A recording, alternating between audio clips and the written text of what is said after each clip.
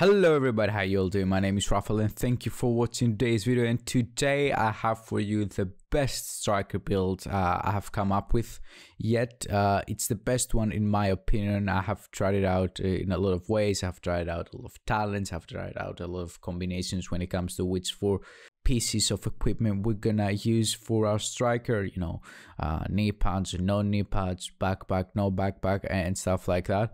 I tried out a lot of different type of weapons, and this over here seems to be the best one I have been able to figure out so far, and the best one to actually go along with my playstyle. So first of all, we have the 4-piece.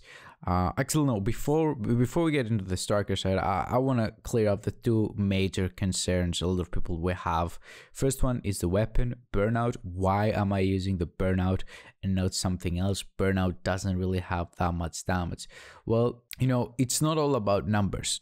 To be honest with you, burnout has a huge rate of fire, and with perfectly on empty gives you amazing weapon handling, which means you have no recoil, your accuracy is great, stability is great, reload time is improved significantly. So what this talent overall achieves is to improve your DPS. It doesn't do it by adding some crazy percentage to your overall damage, but what it does is it makes your gunplay, the way you control the recoil and everything like that, so smooth and so easy to deal with, that it pretty much guarantees that you will hit more shots than you would hit if you were using a military AKM, for example, which has a pretty high recoil. At the same time, even if we didn't have perfectly on empty, which is one of my favorite talents, a lot of people actually don't like it, but I think it improves your DPS by a lot.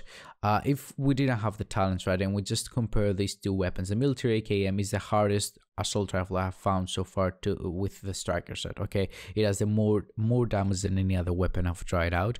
It hits like 1.2 million or something like that, and the burnout only hits for 700, I think is the maximum, or 500, 600 and something if you have all your talents broken, so like that.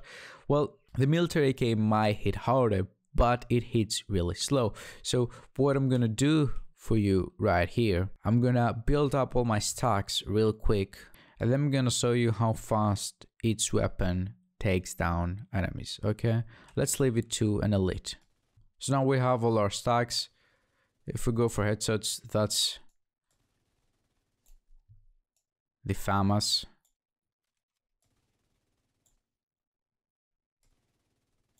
And that's the AK.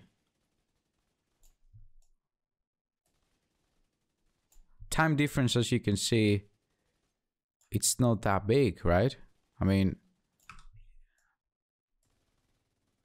it's so small that I cannot tell which of the two weapons actually faster.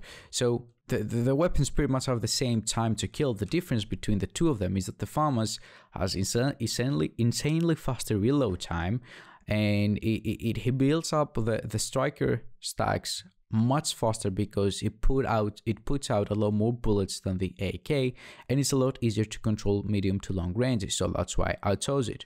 Moving on to the backpack talent. I know vigilance, it's a very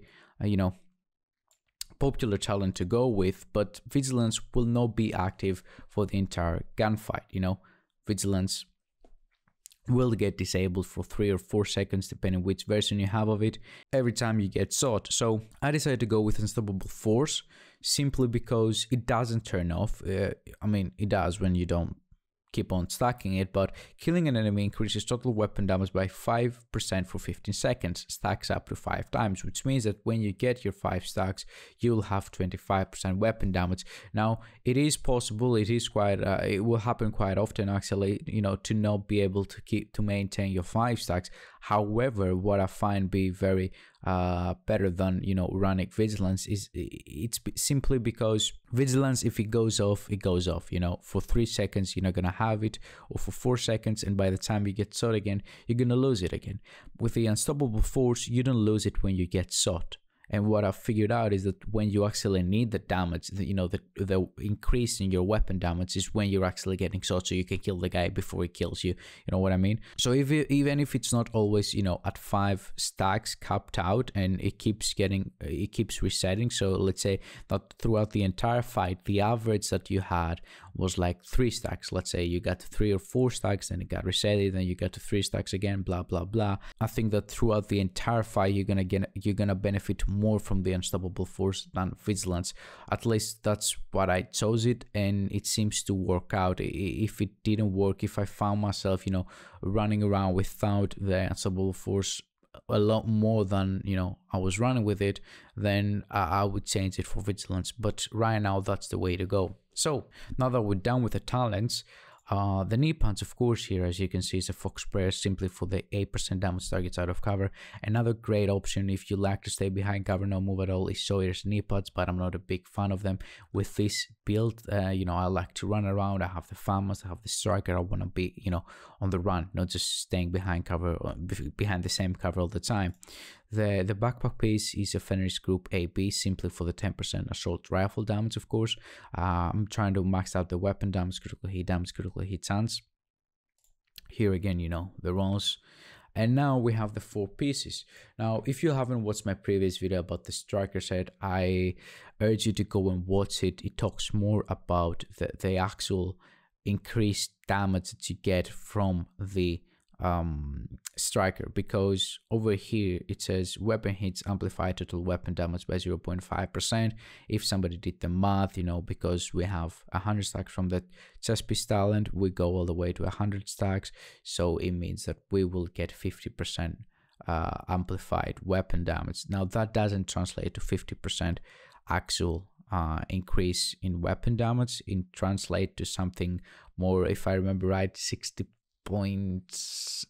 I think it is, weapon damage increase, if I'm not wrong, because again, it's not, here it says weapon hits amplified total weapon damage, and amplified weapon damage is not the same with increased weapon damage. Weapon damage is additive, amplified weapon damage is multiplicative. So there is a difference there in the math, but what you need to know is everything you actually need to know is in my previous video. I will have a card for you to go and click on it right now. So pretty much we will be getting somewhere around 65% increased weapon damage from over here. I like to convert the amplified numbers to increased weapon damage numbers because it's easier to understand actually. So we have, of course, the weapon handling, rate of fire, and then we have the stacks, weapon damage, critical hit chance, mask, pretty much the same, gloves the same, and holster the same.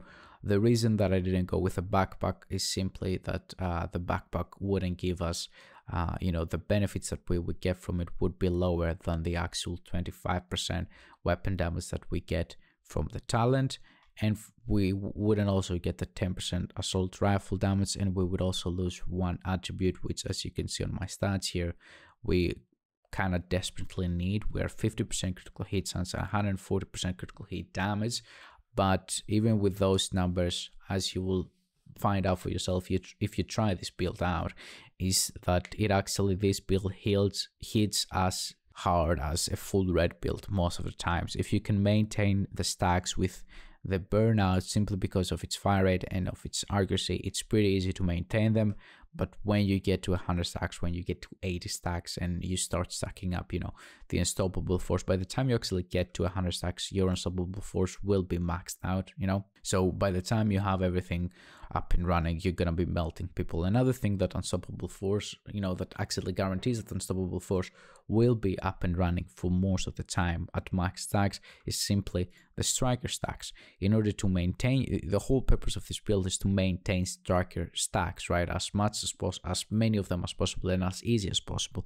So in order for us to do that, we need to be killing people, and if we kill people in order to get the stacks, we will be getting those stacks from unstoppable force as well. So yeah, I'm gonna have some gameplay for you right now in the background to go and check out. I hope you have a wonderful day. If you enjoyed the video and you liked it and you found it helpful, please make sure to drop a like and to subscribe for more content.